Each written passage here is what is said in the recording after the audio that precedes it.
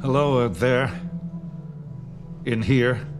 Wherever your Sofons may be. Welcome to WatchMojo, and today we're counting down our picks for the top 10 things that will happen next on the Netflix series 3 Body Problem. People hate bugs. Been trying to get rid of them forever. If you haven't read the books, then this is everything you need to know. If you have read the books, then consider this your recap. Naturally, there are some important spoilers ahead. Number 10. Timelines and characters combined. Custom skins. I like it. Here we go. First off, the fact is that even if you've read the books, the series will keep you guessing. As became apparent in the first season, 3 Body the Show is not a like-for-like adaptation from page to screen. There are 3 books in Liu Cixing's original trilogy, but Netflix has already combined some key elements from books 2 and 3. That means there could potentially be an infinite number of Jessicas or Vishal's or Mr. Downings in the multiverse. Characters in the show are blurred mashups of characters in the book. For example, Jin is a combination of Wang Miao and Cheng Xin. Meanwhile, the unveiling of Saul as a wall facer in the final episode of Season 1 not only aligns him with Luo Ji in the books, but ties the action directly to Book 2, The Dark Forest. And finally, the third wall facer, Saul Durand. Number 9. The Dark Forest. I don't know what's going on. I believe you. More than just an ominous-sounding title, though, The Dark Forest is also the key premise underpinning most of everything that comes next. In short, it's a really kind of pessimistic view of the world and the universe in which all intelligent civilizations must treat space as though it were a dark forest that they themselves are striving to survive within. Lost a few battles and now you've given up the war. You don't get it. This means keeping as quiet as possible, while also being ready to strike as soon as you see another civilization on your patch. And ultimately, if loosely, this is where the action in 3 Body is headed. Whereas in Season 1, it was all about making first contact, in future episodes, it'll be much more about the long-term impact of those first couple of messages. What are you doing? They say. I'm getting ready to play. Don't do that. God won't like it. Number 8. Hibernation. What about it? Serious people. Who wants to meet the enemy? No doubt the foundations have already been laid for this, but we haven't yet seen it in full use.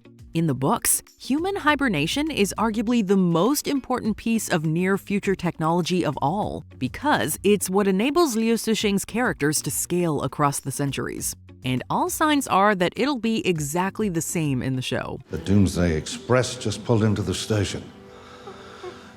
You can all queue up behind me. So far, Wade is the only one who's really pushing the agenda, tying in hibernation tech with his wholly unflinching only advance mantra. He hints at the significance that hibernation will soon have during one scene with Jin in particular. But ultimately, if the series stays true to the books, then it won't just be Wade who will dabble with suspended animation. What is this plan, this amazing plan that no one else but you can handle?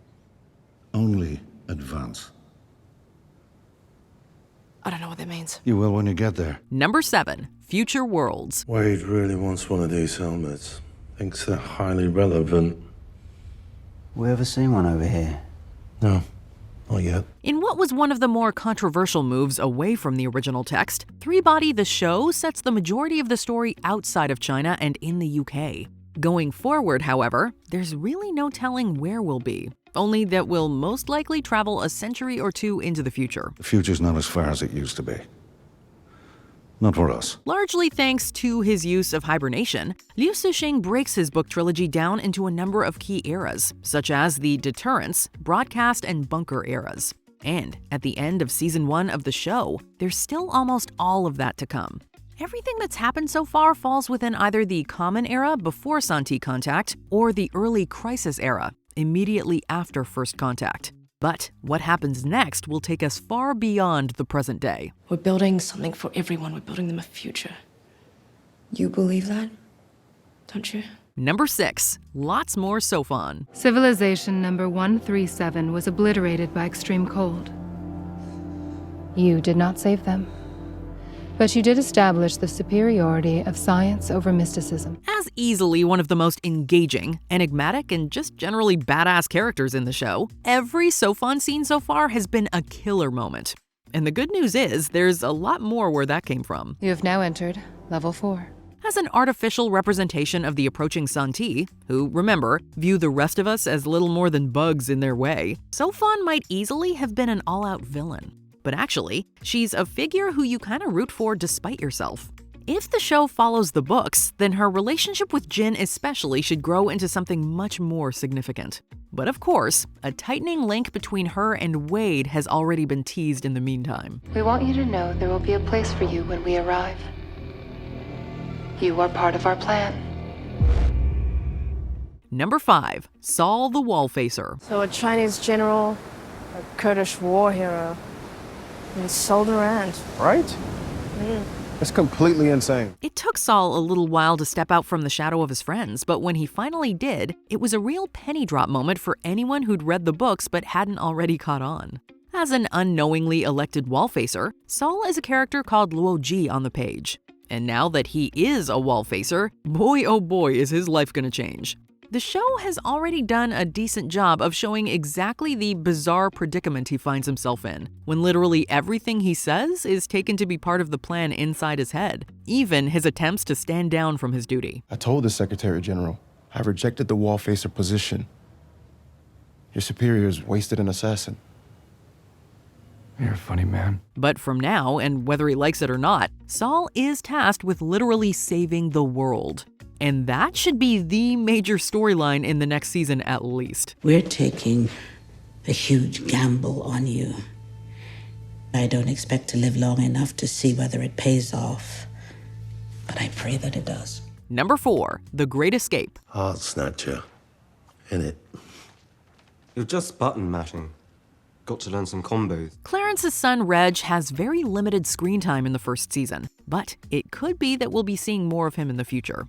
In one scene with his father, Reg reveals that he's partnered with Dennis Porlock, Augie's unlikable colleague, to launch an apparently legit company promising to enable investors to escape Earth if the going gets tough. How'd you do that? Some lawyers take your money. It's a guy on YouTube explained it. Just go on the website. Clarence isn't exactly convinced, but Reg's idea will likely prove more than just a throwaway scam.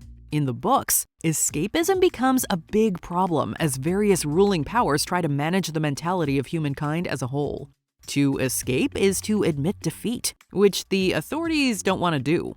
So eventually, Reg, a side character so far, could become a straight-up enemy of the state. So all of this, is this real?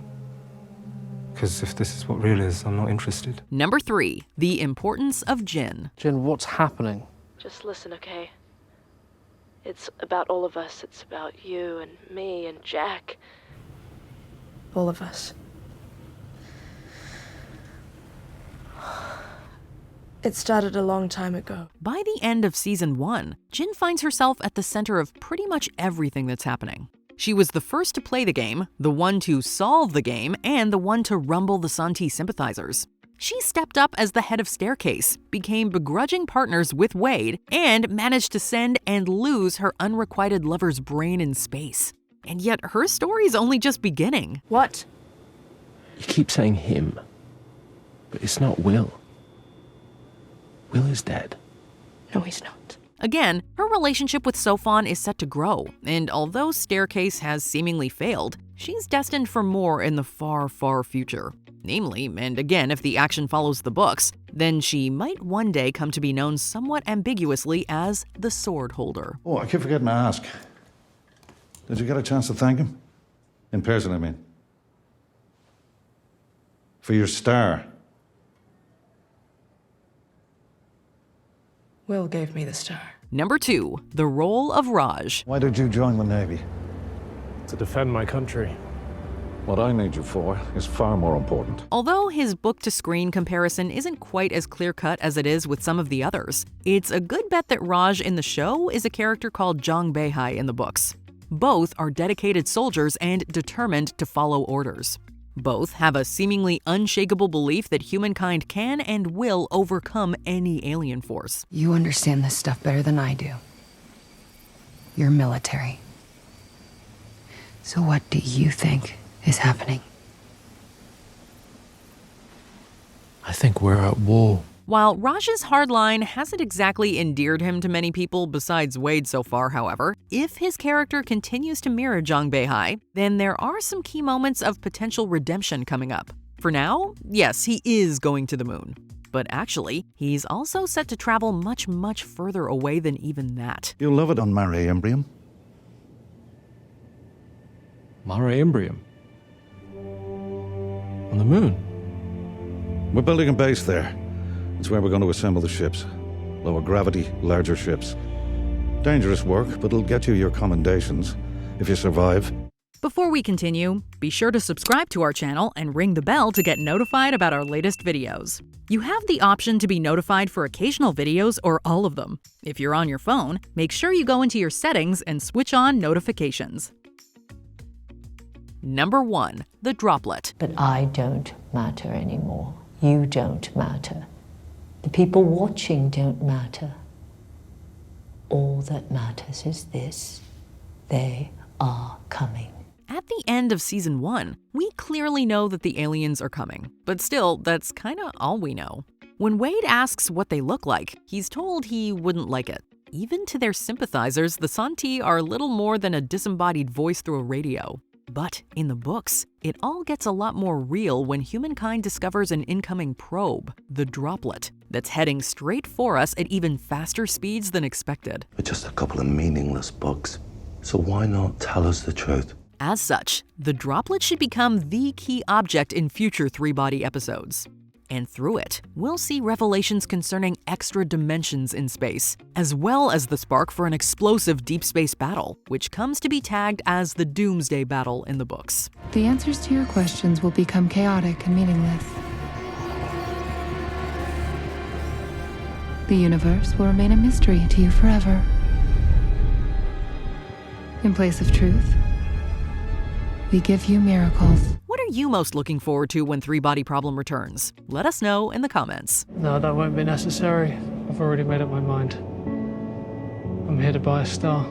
Did you enjoy this video? Check out these other clips from WatchMojo, and be sure to subscribe and ring the bell to be notified about our latest videos.